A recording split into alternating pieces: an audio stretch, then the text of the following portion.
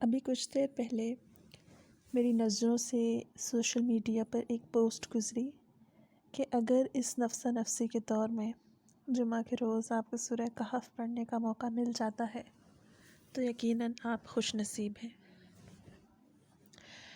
اور میرے خیال میں یہ بات 100% درست تھی. آج انسان جتنا مصروف ہو چکا ہے، یا اپنے آپ کو یوں کہیں کہ اس نے فرار حاصل کرنے کے لیے جتنا مصروف کر لیا ہے، اور اس کو اس فرار میں اپنا آپ یاد ہے، تو پھر وہ خوش نصیب واقعی ہے.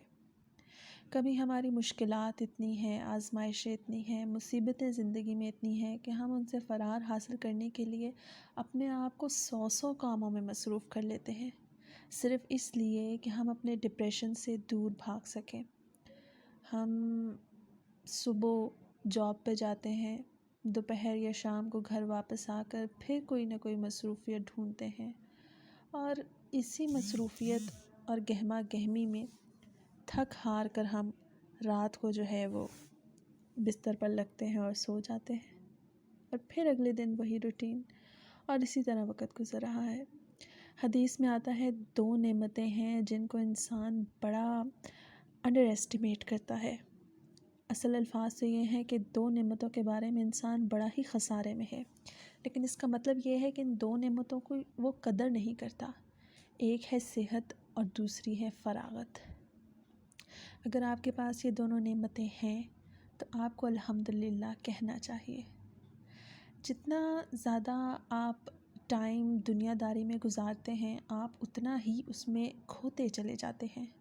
یہ ایک ایسی دلدل ہے کہ جس سے نکلنا آپ کے بس میں ہی نہیں رہتا، اور اس سے نکلنے کے لیے پراپر ایک تھیراپی یا ایک پراپر پریکٹس چاہیے ہوتی ہے، جس کا خیال ہی شاذ و نادر انسان کو آتا ہے.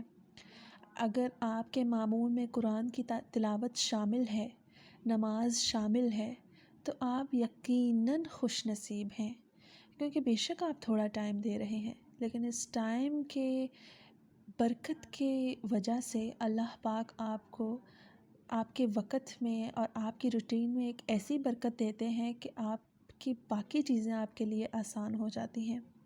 اور آج کے دور میں جس شخص کے پاس یہ نعمت ہے، میرا خیال ہے اسے لازمی لازمی لازمی الحمدللہ کہنا چاہیے.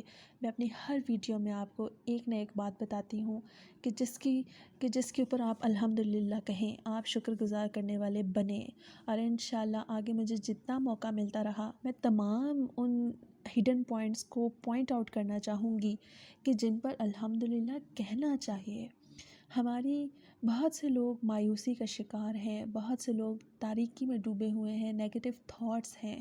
ان ویڈیوز کا مقصد یہی ہے کہ ان چھوٹی چھوٹی چیزوں پر شکر ادا کیجئے، اپنے اندر امید جگائیے، اپنے اندر حوصلہ پیدا کیجئے، تاکہ آپ اس ڈارکنیس سے آہستہ آہستہ باہر آ سکیں اور اپنی لائف کو انجوائے کر سکیں.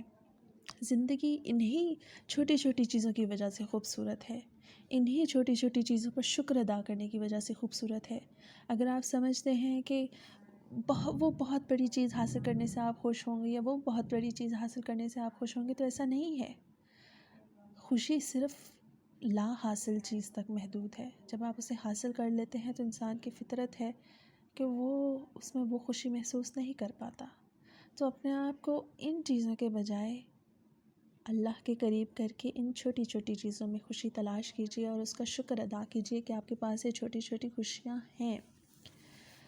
تو شکر ادا کرتے رہیے، امید اپنے اندر بھرتے رہیے، اپنے دل میں نور پیدا ہونے دیجیے تاکہ آپ کا چہرہ چمک سکے.